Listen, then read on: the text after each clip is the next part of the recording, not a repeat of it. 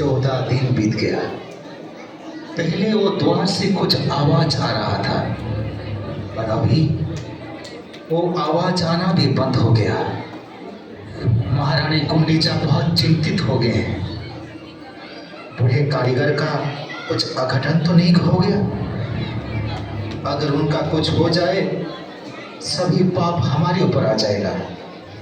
रानी गुंडीचा ने द्वार खोलने का आग्रह किए हैं। राजगुरु, आप बताइए, हमको क्या करना चाहिए? महाराज, महारानी गुंडीचा देवी की चिंतित होना स्वाभाविक है महाराज। परंतु अंतिम निर्णय आपको ही लेना होगा महाराज। महारानी, ये कौन सा धर्म संकट में आप मुझे फंसा दे। सेवकों, इस द्वार को खोल दीजिए।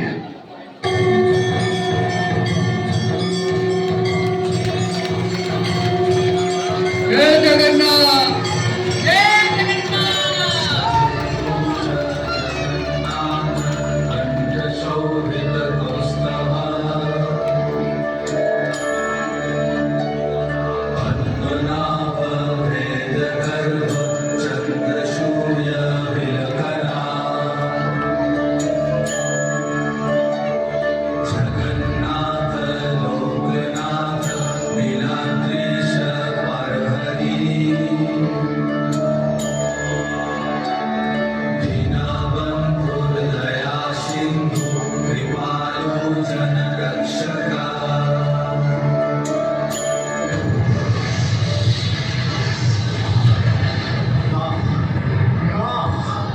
ये कभी हो नहीं सकता। मेरे प्राण प्रिय प्रभु श्री हरि नारायण का ये अधूरा स्वरूप नहीं हो सकता।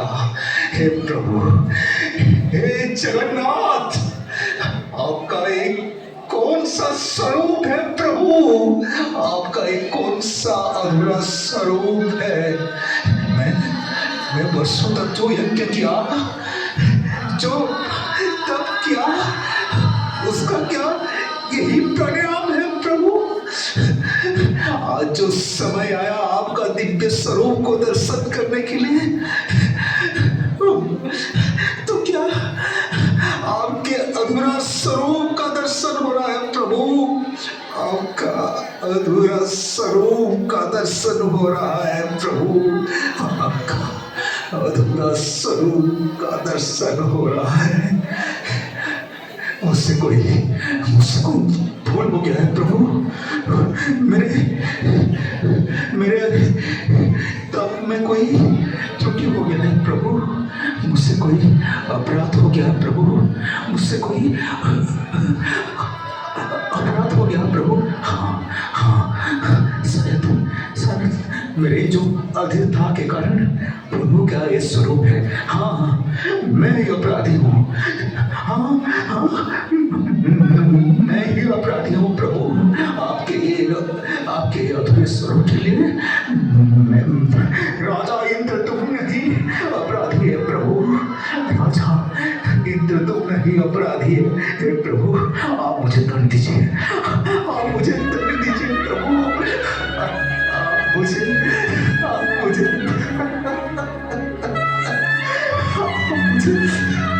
दंड दीजिए प्रभु। इस अपराधी को दंड दीजिए प्रभु। इस अपराधी को प्रभु दंड दीजिए।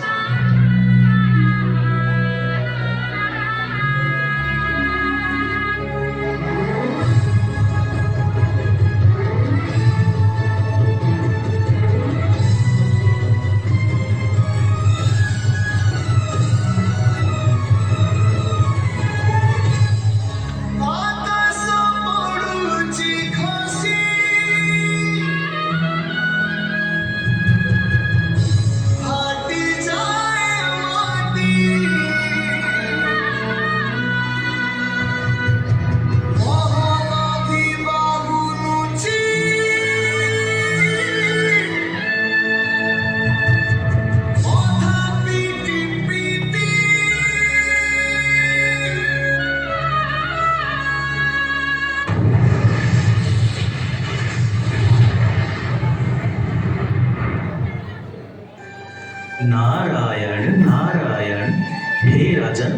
इतना दुखी और विचलित होना आपको शोभा नहीं देता है राजन।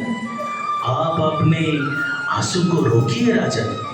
भगवान की हर लीला के पीछे दिव्य उद्देश्य होता है।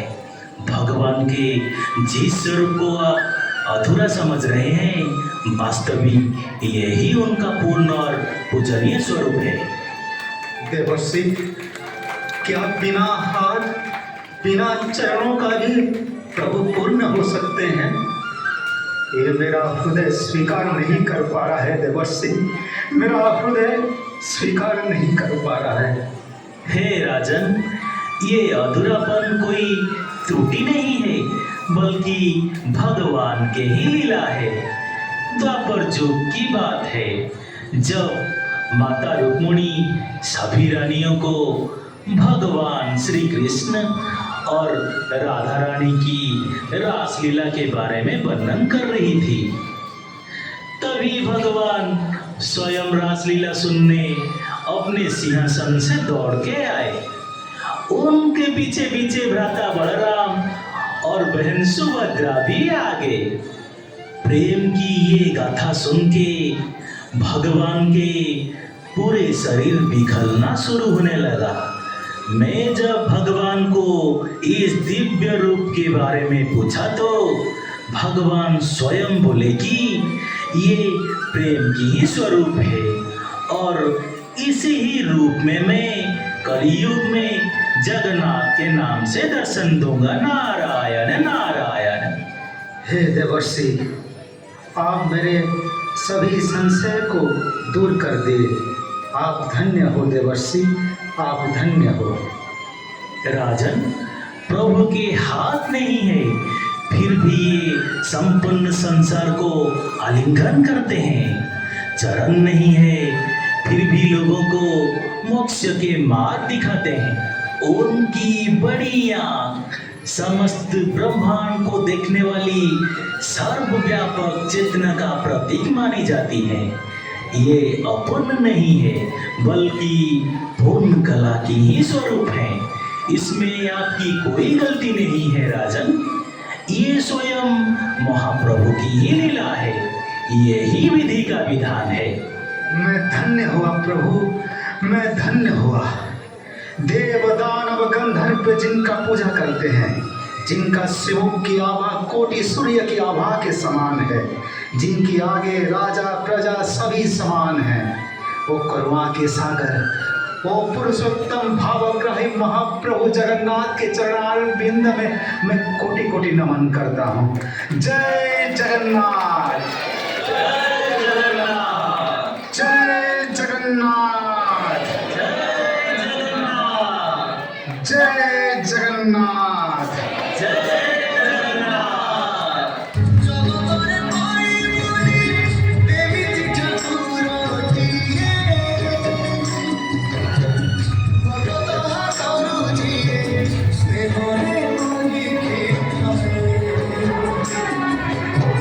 भगवती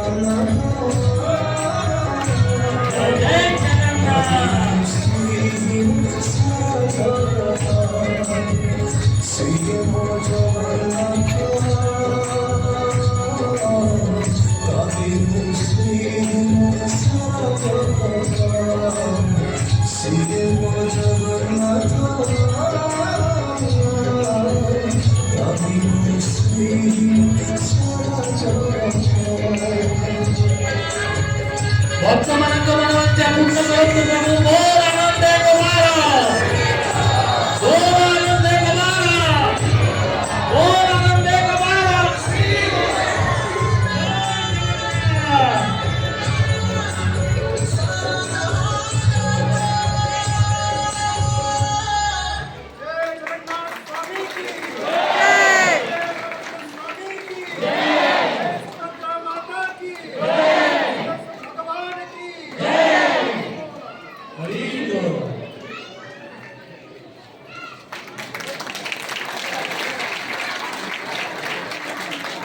आपके तालियों में जोर से प्रशंसा की हमारे